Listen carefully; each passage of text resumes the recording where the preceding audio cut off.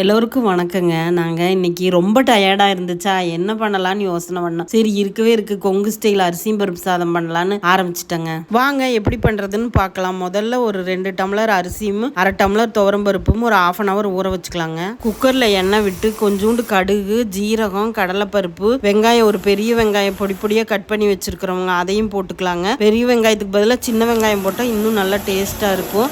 காரத்துக்கேற்ப வரமிளகாயும் ஒரு 5 பல் பூண்டும் நசுக்கி உள்ளே போட்டுக்கலாங்க.